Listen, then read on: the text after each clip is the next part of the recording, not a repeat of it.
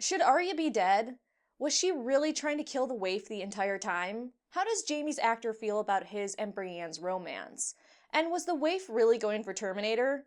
Other clickbaity questions. Stay tuned for those questions. Or answers. You know what I meant.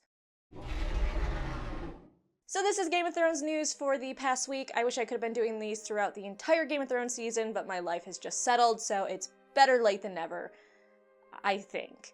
So, due to the plethora of interviews that we've gotten this past week, there's been a lot of little juicy tidbits, and the first one I want to start with is Arya, since that seems to be what we've gotten the most information on. So a big question for Arya people have been asking, what the hell was Arya going for? Some people theorize that Arya's whole thing in episode 7 was a trap for the Waif, being out in the open, throwing money around, pretending to become unaware, and luring her to Lady Crane's. If this was the writer's intent, the director clearly misunderstood. In an interview with the director of episodes 7 and 8, Marc, he said that Arya wasn't plotting anything in the beginning. He didn't think that Arya was pretending to be oblivious and that she wasn't trying to lead the Waif to Lady Crane's. He went on to further explain that he thinks that Arya simply messed up. He said, "She lets her guard down. We forget how young this kid is, and she makes a mistake." He further elaborated that Arya knew the Waif would come for her at Lady Crane's and was trying to find a way to have the advantage over the Waif once she got to Lady Crane's. However, what's a little bit concerning about his interviews is he keeps saying "I think" and "I believe," so if it was the writer's intent to do something else, such as Arya actually trying to lead the Waif into a trap before she gets stabbed, the director clearly wasn't on the same page, so it seems like there was some miscommunication given the way he's saying "I think, I believe" instead of saying, "Yeah, this is what the writers were going for, and so that's how I directed the episode." So definitely everything leading up to Lady Crane's wasn't part of Arya's master plan, but after she was stabbed and recovering there, everything she did throughout the chase scene was Arya trying to lead the Waif back to her lair to have the advantage, including the little bloody handprint we see her smear on the outside of a building. Also, the director admitted the oranges falling during the chase scene weren't because of The Godfather or inspired by it, but simply because he felt the gray steps needed some color and contrast. The actress who played the Waif, Faye, weighed in on her character. She confirmed that the Waif has died, which I'm inclined to believe, even though I've been burned before. Though she states the Waif being dead doesn't mean another can't take her face.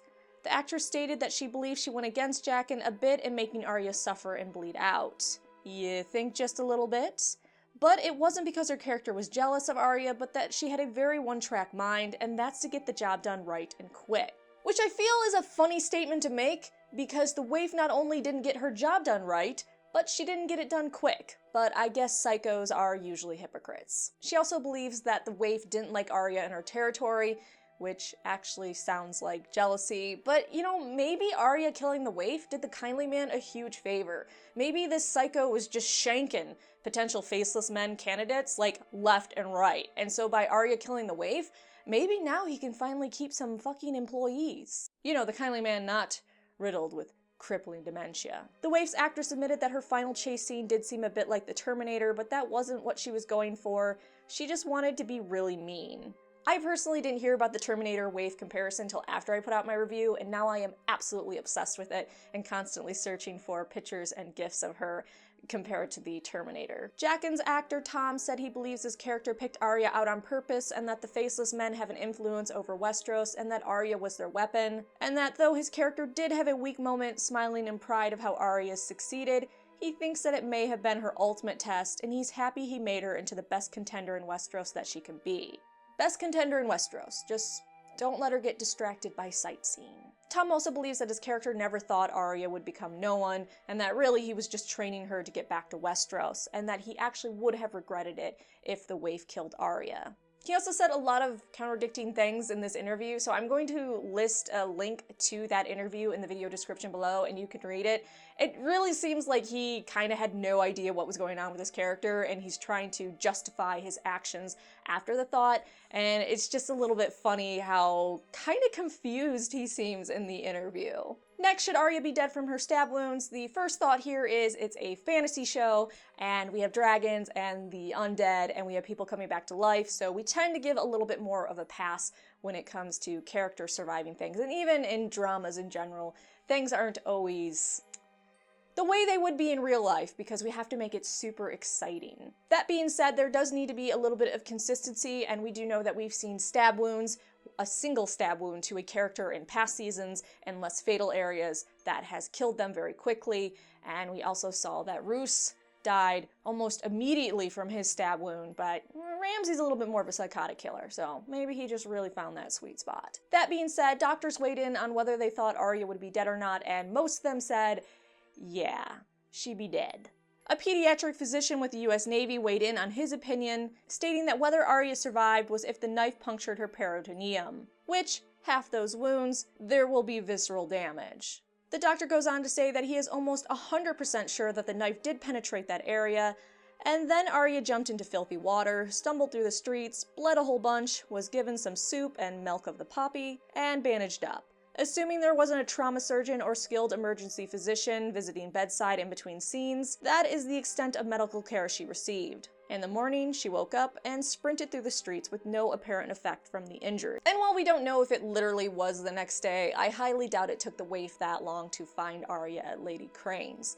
The doctor also went on to talk about bacterial infection and why even if she was patched up and didn't bleed out from her stab wounds, that the infection would eventually kill her. He states that he doesn't believe it was feasible for her to avoid any infection and not be in complete septic shock from immersing in disgusting runoff city canal water with open wounds. Without being on a mega dose of broad-spectrum IV antibiotics, she's as good as dead. So I'm going to end this topic by saying that it's a fantasy, and I guess it's just really hard to kill most Starks? Finally, on Arya's House of Black and White scenes, both the director of Episode 8 and Faye talked about the decision not showing Arya versus the Waif, a final battle some people were upset not to see. Both Faye and the director agreed not showing the final fight between the Waif and Arya was more dramatic. They also believe that Arya having an advantage over the Waif from her time spent blind was also dramatically satisfying. Next, Nikolai and Jaime's actor talked about Jaime and Brienne in an interview with IGN. In it, he stated what we all know: Brienne and Jaime have feelings for each other, but they would never recognize there's something between them because it's just beyond their imagination. Or at least they would never allow themselves to go to that place. And he does believe their bath scene in a previous season together was an act of love, as he opened up to her and she embraced him. And if you don't ship Brienne and Jaime hard enough, when did ship become a normal term we use? If you didn't like Jaime and Brienne together enough, Jaime's actor went on to say that he believes Jaime allowing Brienne to keep the sword was just basically him saying, "You keep my heart. It's yours. It's always been yours." Then the actor laughed and stated, then she follows this beautiful moment up by talking about honor compelling her to fight him. On the Tormund-Brienne romance, Nikolai believes it's one-sided and that Tormund is more into it than she is. But he admits he might be protective about the Jaime situation and jealous on his behalf. On his relationship with Cersei, he believes that Jaime is far too loyal to Cersei and that he would never imagine leaving her. Nikolai also brought up an interesting point. He said that Brienne didn't tell Jaime about the others or the invading undead army. And he also stated that he believes the rest of Westeros doesn't really know what's going on and has no idea that the others are coming. And he kind of had a little snarky response saying, I was pretty sure that Westeros had this amazing raven system, but I guess not. So yeah, I guess she didn't have enough time to bring up the undead army, but the Night's Watch not informing the rest of the Seven Kingdoms seems odd. Aemon did send a message, but why not try again? Of course, even Nikolai reasoned that they could have sent more messages as a warning, but it would be hard for them to believe. Lastly, on Nikolai, he said that he thought the Blackfish was an idiot for going down fighting. So, thank you, Nikolai. Also, I don't know why I'm bringing this up, because the nightmares just stopped, but the actor that plays Bronn believes that his character is enchanted with the sand snake that poisoned him, and that his character is keen on her coming to King's Landing so they can start something up. So that means that absolutely Bronn needs to die before that happens.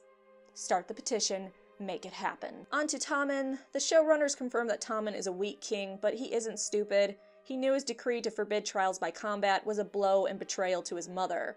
Tommen's actor, Dean Charles, himself feels bad for the king and thinks that he is incredibly gullible. He also believes that his sister dying and the feeling of guilt and being alone ignited a fire to do something that led him to joining the faith, and that even though he does believe in the teachings of the faith, he's playing by the High Sparrow's rules to avoid bloodshed. More importantly, he answered the question of where Sir Pounce is. He stated that he's probably drinking cocktails somewhere laying out in the sun. And if I might add myself, plotting the subjugation of the entirety of Westeros. Moving on to Tyrion and Daenerys, Peter Dinklage admitted Tyrion failed because the Masters' greed, and that his character gave them some, but they wanted it all. Emilia stated that Daenerys isn't pleased upon her return. She put them in charge and came back to a battle. She compared it to leaving your kids at home, telling them not to have a party, but then you come home and realize they had a party. With warships?